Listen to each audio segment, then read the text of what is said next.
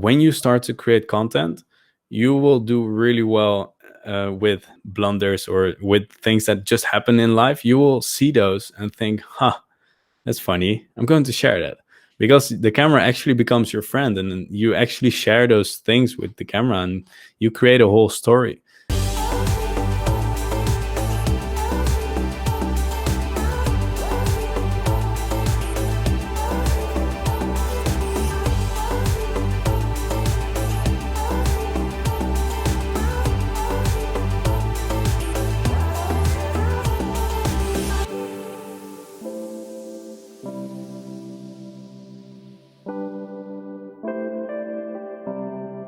Hey, what's up, everybody? Welcome to a brand new episode of the None of Your Business podcast. Sean Dill here, and today we are joined by a very special international guest. In fact, I think this is our first international guest that we've had on the podcast. So we are super fortunate to be connecting today via this internet transmission all the way to the Netherlands. Today's guest is Mark Kriebel of Trickle Media.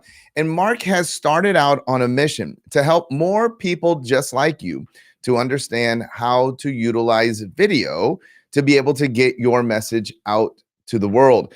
I know a lot of people are oftentimes intimidated. They don't know, you know that you need to do video. You know that that's the ticket to getting your message out. But then all of the self-talk begins. All of the fears, the doubts. What cameras should I use? Do I need fancy equipment? Do I need a microphone? How am I going to edit this? Well, Mark Kriebel and his team over at Trickle Media, they've been tackling these issues for you for some time. And today is the day that you're going to get to know the man himself. And hopefully you will take that step to join him in this mission to reaching more people, making a bigger impact, helping you create the lifestyle that you deserve. Hey, Mark, welcome to the None of Your Business podcast. Thank you. That's such a great introduction. Thanks for having me. So tell me a little bit about this mission. Why are you so passionate about video? That's a good question. Well, I'm passionate about a connection with between human beings. And now, especially when the whole COVID situation started, I started to actually help people with connecting through making videos.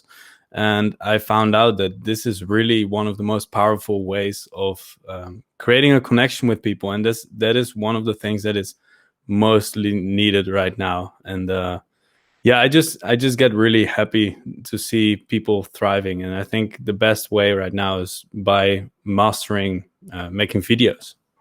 So how did you get started in video? I mean, it's easy for people to say, well, that's easy for you. You must be like a professional videographer, having made 98,000 Oscar-winning films and movies. How did you get your start? Well, I started as a videographer. So I was doing my bachelor business administration a few years ago, and I was sitting in the office, and I didn't really like what I was doing. And then what happened is I was editing some videos for some friends of mine. And I really appreciated what I could do with those programs. And I started to film just other people. And that all started with just a phone. The first half of a year that I started Trickle Media was just with a phone. I was only filming with a phone, no other gear or whatever. And that's, from there on, I started to make upgrades, and I started to really make good videos for bigger events. And until last year, I never filmed myself. I only filmed public speakers because I had, as so many other people, I didn't really feel like I should be in front of a camera. I didn't know what I had to say, and I just knew I knew how to visually communicate a message, but I never wanted to be in front of a camera. But then after the whole COVID situation, I was only filming public speakers and events. So all of that went out of the window. I couldn't do anything anymore. But what I noticed was that a lot of public speakers, and practically everyone, had to film themselves right now with Zoom or with whatever they had to have online communication. And what I noticed was that a lot of people had not great backgrounds. The lighting wasn't really nice, and especially the audio was often not good. And I thought, hey, I can help these people.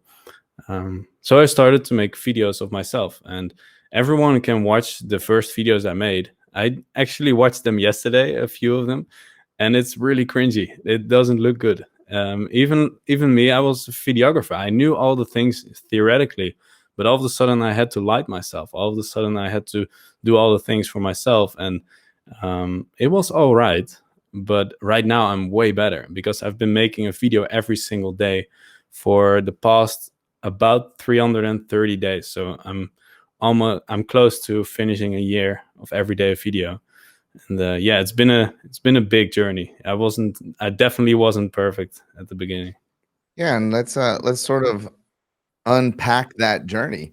Yeah. You were used to filming other people, and you said that you were doing events and a lot of speakers. And so the subject matter, these people were very comfortable on the other side of your camera. So you were used to working with talent that they were fine with being on video, and you obviously good at capturing the video and then editing it. And then you decide to make that shift to being on the other side of the camera, and you weren't sure, were you ready for that, how to do it, etc. Tell me sort of what was in your mind and how you overcame that, because I'm sure that's what a lot of people are dealing with. They don't even know how to work this side of the camera, right? So they're not used to working as a videographer. So at least you had that.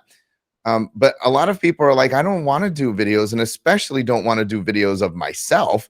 So how did you overcome that in your case?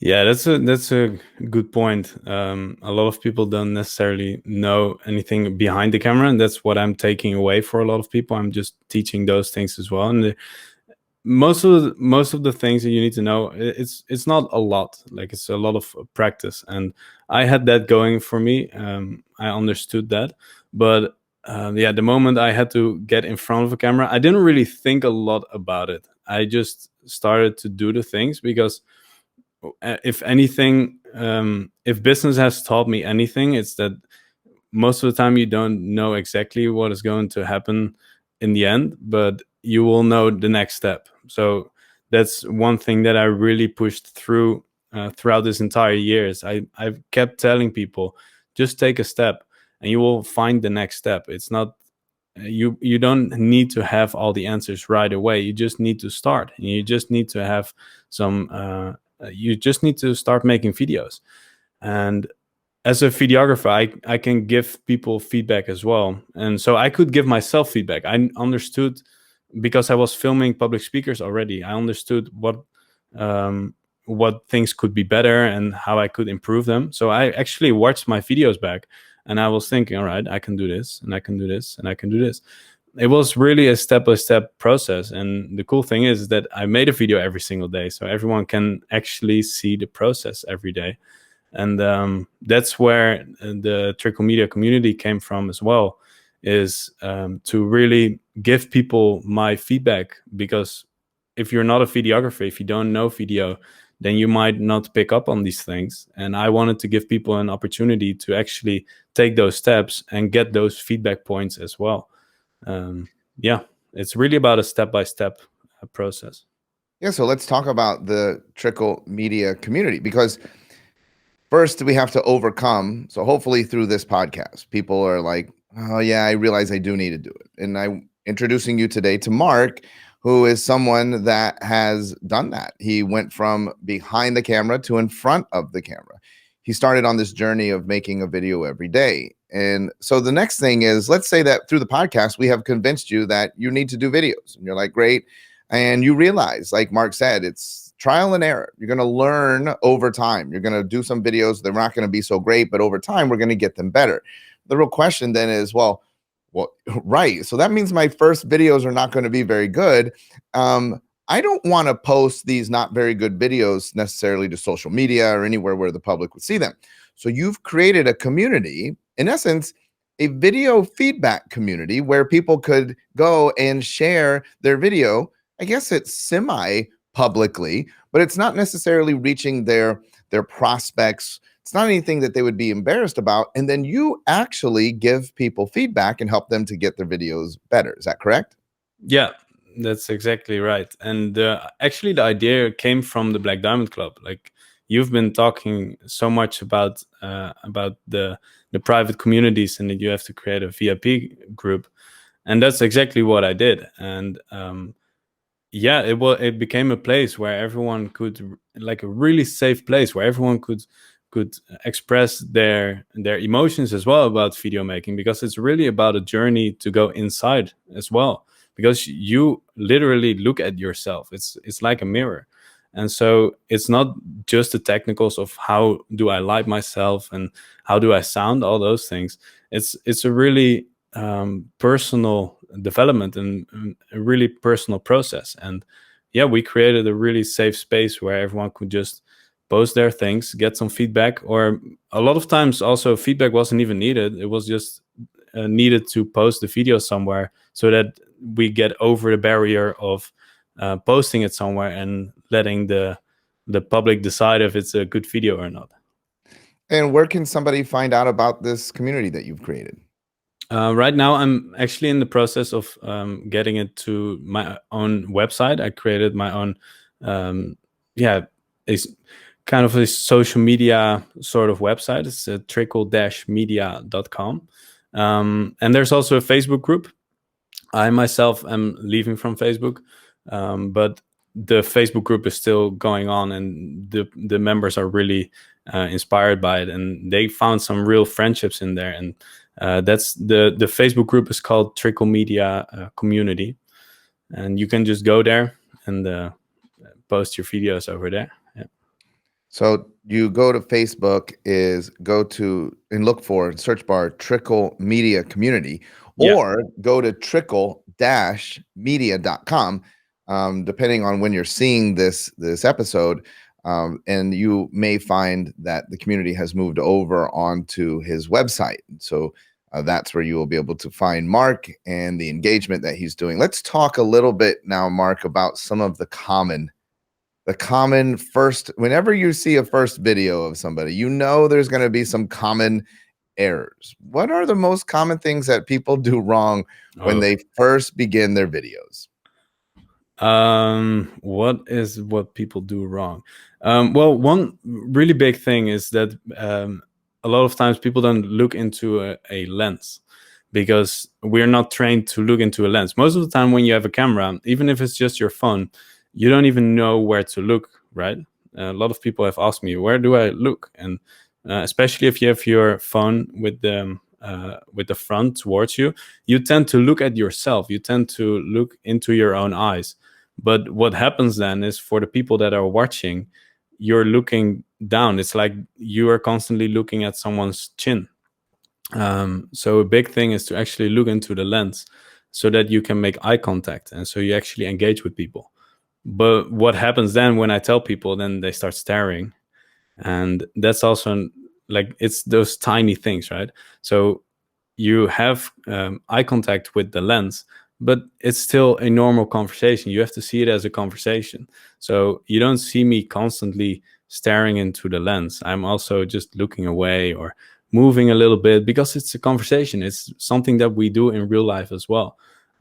So we tend to really get into so that's eye contact, but we also tend to get into some kind of presentation mode, where in school we are being taught that we have to present something in a certain way. For some reason, it never is a really effective way, but all right, we're getting taught that. And then all of a sudden we're like, hi, I'm Mark, and I'm going to tell you a little bit about video making. Step number one. No, it's boring. It's not something that is engaging, because it's not how we talk. It's not how we present in the right way. And so what you really have to understand is, when you make videos, the camera is just another person. It's just someone you see on the street, or it's your best friend. It's I tell people, become friends with your camera, because it's you. If you see it as an actual person, then your videos become so much better. Because then it becomes a conversation, and that's what the person on the other side is going to feel. And yeah, it's not necessarily the technicals, because a lot of people, yeah, the technicals are just what they are. It's mostly about actually creating that connection. One thing that I will say about the technicalities is that audio is one of the most important things that you can fix for your videos, because our brain prioritizes sound over sight. And that's because when it's dark, you can't see anything, and you're completely reliant on sound. And so when the sound of your video is bad, then the quality of the video will be bad. But if the video is bad and the audio is really good, then people don't really mind, because they can still get all the information, and they can still be connected with you. And audio is pretty easy to fix. You can get, let's see, you can just get these, for example, for your phone, these headphones, or some other mics. They work perfectly fine. Just don't get these inbuilt microphones, because most of the time those aren't that good. Yeah. So paying attention to your sound is more important than paying attention to the quality of the video, making sure that people can hear you, you don't sound like you're super far away from them, that you're able to communicate your message is key. What about though, then, what if I have a phone? You're saying I'm totally fine to make these videos on my phone, but what are my phones from, you know, 8 years ago? I mean, can I still make it, or do I need to upgrade my phone? Or should I be using at least current phone technology? Well, you can still make the videos with a phone of 8 years ago. It's not necessarily about the gear. That's what every videographer will tell you. It's not about the gear. It's how you use the gear. So if you give me a phone of 8 years old, I can still make something really good. And especially if you can get your audio right, and you have microphones that you can still plug in. If you just have a normal, let's say if you just have a normal plug like this, and you can still put this in your phone, you have good audio. So in that case, it doesn't really matter what kind of phone you have. Obviously, it has to be able to film still, but in general, it doesn't really matter. Like, upgrading is nice, but it's not all, and it shouldn't hold you back from actually starting. Because I know a bunch of people on YouTube or just in the online space that make not so great videos, but they have like millions of followers just because their personality is great, and so the connection ratio is high, let's say. And that's what people are looking for. They're looking for a connection. What about editing? I know that's another big one. People are like, "Oh, I make videos, right? Because I know how to video my friends when we're out, and I can make the video, but then I don't want people to see me doing that thing." Or like, what about editing? How important is that? And if it is important, what are some tips that you would give people for simple editing? Yeah, editing is nice. It's definitely a good skill to have, especially nowadays, because it's not like we are at the peak of a video production. Like, it's just starting. We're going to get more and more videos, and editing becomes easier. The software is actually pretty easy to use. You just need to have some basics. Yeah, if you really just want to cut out the first part or the last part, most phones actually have it in just inbuilt, so you can literally just click on a video, then click edit, and then you can cut off the first part or the last part. And so that makes it really easy. There are also some editing programs. I forgot what the name is of Apple. The I don't know. Apple has a free editing software. There's also, yeah, there are a bunch of softwares. I teach people Filmora Pro. I actually have a course on that, how to edit a video in a vertical format so that it shows up in social media really well. And you can do that within 5 minutes if you understand what you're doing. So you can actually do that pretty fast. And yeah, if you really want to just cut some things out, that's actually as easy as just clicking on a timeline, clicking on a video, and then actually just literally cutting that piece out. You just need to have some basics. You need to understand just some basics, and you'll be fine. And then the last thing for people is I don't know what to say. Like, so maybe they're all convinced. They're like, yeah, I get it. I'm going to do videos. But what am I going to say? What do you say to the people that are just stuck? Maybe they're fine with doing the videos. They just don't have in their minds. They think they don't have any content. They don't know what to, they're just going to, sit there. And then also, I think, let me also add a part B to that. Then there's the people that, like you said, they're very rigid and they're afraid to show people into their lives. They don't want people to know that, their shirt is wrinkled or that, they fell down or, they had a piece of food on their face. What do you say? What do you say to the relative to content and getting over that hump? Yeah, that's a good one as well. I struggled with that at the beginning as well. The first videos, actually, the first 2 weeks of making a video every single day was the hardest to come up with content because I didn't know any format. I didn't know where it was going, and I also didn't know what was interesting for people. And the more I just went, the more steps I just took, the easier it became to create content, because all of a sudden you can connect different pieces of content, and you see something in your life and you think, I can make a video about that, because you're kind of rewiring your brain in some way, because now all of a sudden you have to have output, you have to create the content. And so if you just start, if you just if you just start and if you just take those first steps, you'll be fine. You will be really surprised how creative you are actually when you just start to create.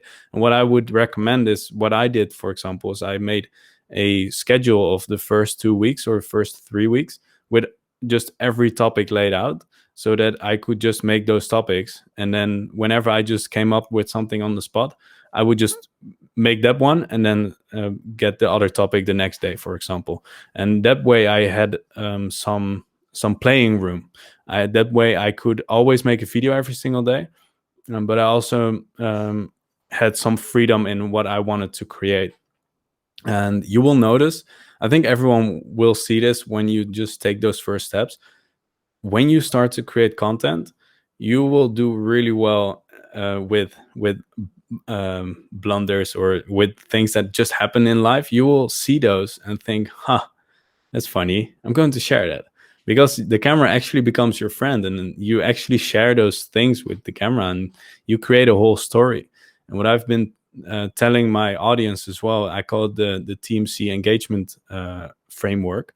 What I did in the first two seasons of me making video every single day, I think the first 40 videos, I actually made my own studio. I actually got the lighting, and I got the audio, and I got this background. I made this myself, and I documented those things. And what I noticed is that if you get a process, and then you just cut those down into little pieces and little steps, people love to see processes. So if you have a process and you have those steps, you can literally just make a video for every single step, and then people can follow along on that journey. And that has two benefits, because people will find it way more interesting because they're part of a story.